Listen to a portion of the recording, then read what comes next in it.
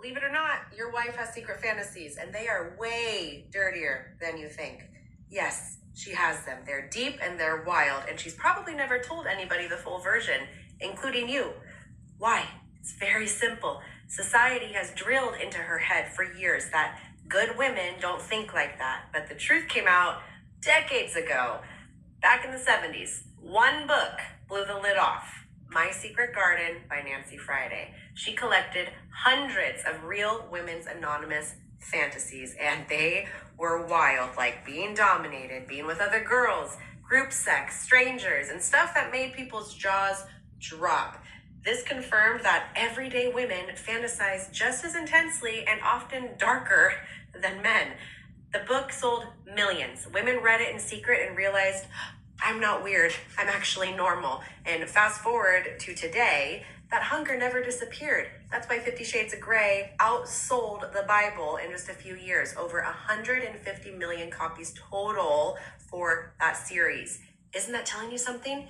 Yes, your wife might look like the perfect partner, sweet, supportive, and maybe even the good religious wife. But late at night, those spicy thoughts, they creep in. And before you think, nah, not my wife, just remember this. She probably had a bad boy before you that you will never know about.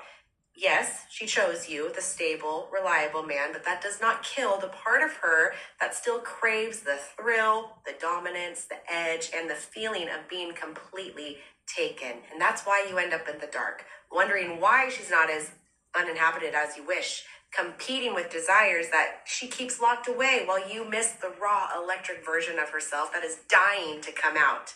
Now, please understand that this is not about being disloyal or unhappy with you. Absolutely not. It's pure and simple female nature. Women have rich, intense, inner erotic worlds that are more layered than men's because they've spent years hiding them. But once you create a safe space for her with no judgment, no shame, those fantasies, guess what? They can now turn toward you. Are you okay with never knowing what turns her on? Are you okay settling for routine sex when hotter layers of her are right there in front of you? So, what do? Start the conversation tonight. Ask without any shame and make her feel safe. Honey, tell me something that you've never told anybody. What turns you on when nobody's watching? You might just unlock a side of her that changes your entire marriage. The choice is yours. Believe it or not, your wife has secret fantasies, and they are way dirtier than you think. She's lying. She is lying. Here's the thing. She said that in her defense, if you make a safe space for your wife, she'll be inclined, more likely to open up to you her dirty side. So my question to her is, did the bad boy have to make a safe space for her to blatantly disrespect herself? He didn't.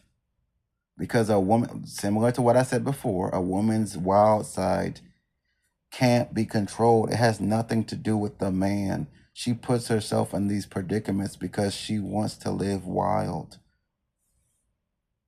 And she knows that if she took that side to her marriage, it's not to say that she will be judged. She doesn't care about the judgment, as you can see. Pre-marriage, women do not care for judgment. So why does the marriage, like, where does that fear come from? What is it? The ring at the ceremony? It's the outer world looking in. If a woman could, I'm not even gonna get there. I'm not gonna go there. This lady is capping. And I've read that Nancy Friday book. It doesn't just talk about fantasies. It talks about fetishism, like all type of creepy shit. Because it was made, I think it was made in the 80s. It was made for the typical European woman. It wasn't made for other ethnicities. It was made for white women, and it was giving them a portal or an escape to live their fantasies through the book and to articulate that to other white women. It was never meant to be like If Nancy Friday wanted it to be a dialogue that you could do different things with your husband, it would have been a team book. She would have said, read it with your husband. That's cap. I read the book alone. It's creepy. Talks about like having sex with slaves, dogs, all type of weird shit. Because it really goes into the furthest, creepiest closets of women's mind, European women. And I mean, they said other women in there, but it was pretty much no. That book was not meant for other ethnicities. I'll just put it like that. Doesn't mean that other ethnicities can't read it. It was not meant for other ethnicities, because what the new generation doesn't understand is that the old timeline was meant for the European growth and leisurehood, meaning that if you was white, you live in the best life. You get all the magazines, you get all the models, you get all the books, you get all the anything that meant anything. It was meant for white people. Period. Even books talking about pleasures and exploration and enjoyment within the female gaze, that was for white people. Now, back to my point. Continuing my point.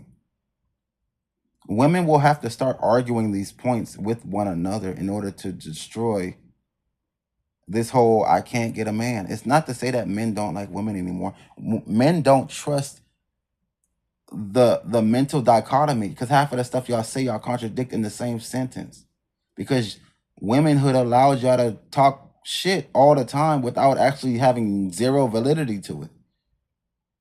When you're pressed upon with the masculine narrative, it now forces you to answer these questions. Similarly, if a woman never confronted her man to do anything, and then he don't do nothing, right?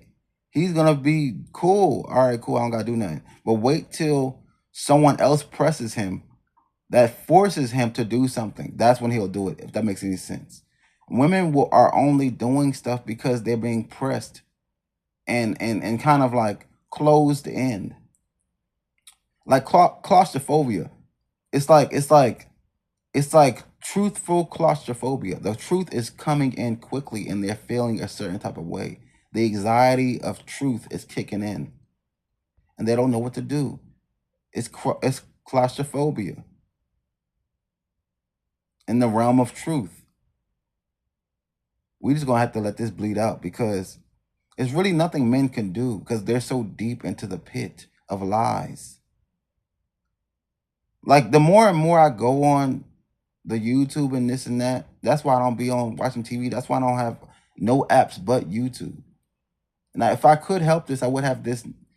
I would cancel this as well, but God want me to continue making these videos. If I had it my way, I would have none of it.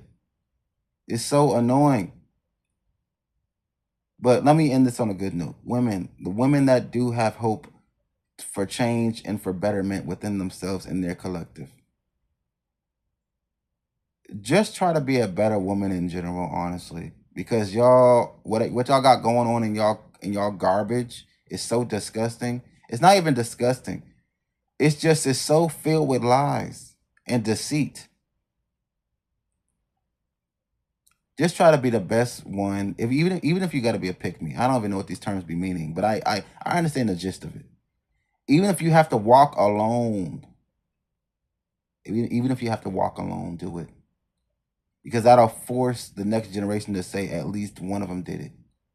Even if you have to walk alone, do it, for the betterment of the future girls, young women, young ladies, grown women that will become. Do it for the future that will become